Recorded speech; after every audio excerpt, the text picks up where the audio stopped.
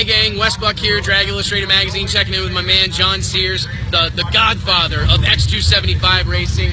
Dude, it's pandemonium here. It's pretty crazy, It's Wes. pretty crazy. It's pretty crazy. I don't even know how to explain it to you. We started checking cars Tuesday morning. I think we did 80 the first day, over 100 the second day, probably 150 on the third day, and I can't even remember how many we did today. There's probably 350, 400 cars on the property this weekend. It's pretty amazing, this whole, the magnitude of this whole deal, all those aerial shots you see from the drones. It's crazy.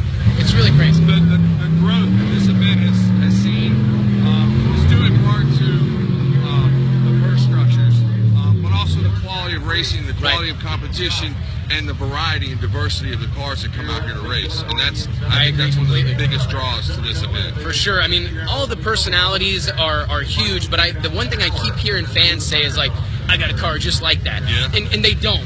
But they It's have close. one that looks, you know what I mean? In their mind, Absolutely. they can relate to that Fox Body Mustang or that S10 pickup or Yes. whatever the case may be. It looks something very similar to what they have at home. And it's that relatability, I think that's a word, it's a key part of this deal. It's critical. Oh, it absolutely is. And you have to grow the fan base. You have to grow the next generation of racers. I was talking to Dean Marinis earlier.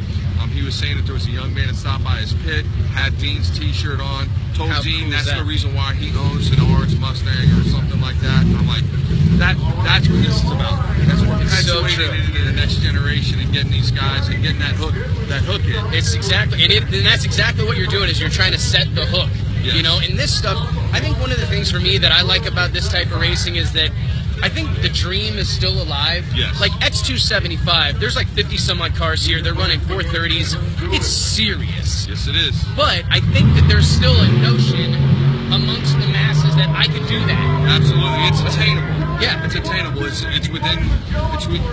within the grasp of the above average guy, the guy who's got that competitive drive to come out here and race. Maybe owns a business, be a part of it. wants to run heads up racing, Absolutely. and can go take the money that would not get him a top tier program in Pro Mod or whatever. He Right. can be a front runner here. Oh, absolutely. You know, Absolutely. and that's a great. We need that badly. The sport needs that so badly, and to be able to come here and race at a killer track, killer conditions. I mean, killer track prep, a killer purse. Right. Very competitive. The money is spread out amongst the classes. It's very generous. If you look, the diversity, we actually work with these guys with this diesel Chevy 2 that's out here. It's a Cummins diesel.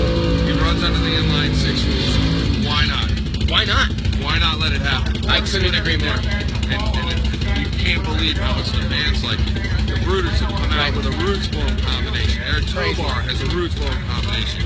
These are combinations that have been in X since the very beginning, but nobody has tried them. A couple people have, some with success, some with not. Right now, you have it in the hands of the team. It's awesome. Or teams that are probably going to wind up setting some records with this No thing. question, man. I mean, and I think that might be my favorite thing about the class thus far, is just seeing Pro Charger deals, single turbo deals, nitrous conventional headed big block Chevy deals that aren't super exotic.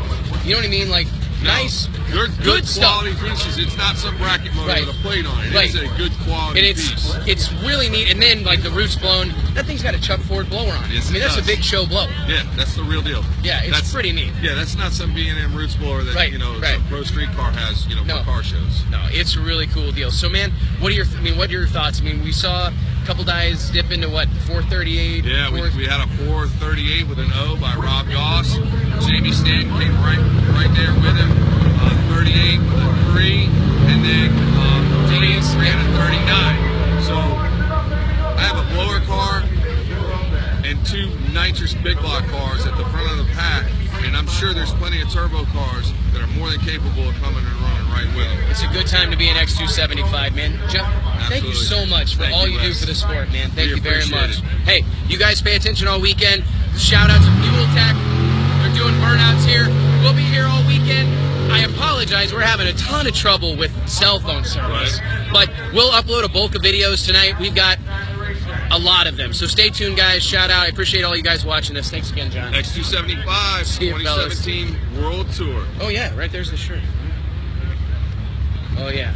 Thanks, guys.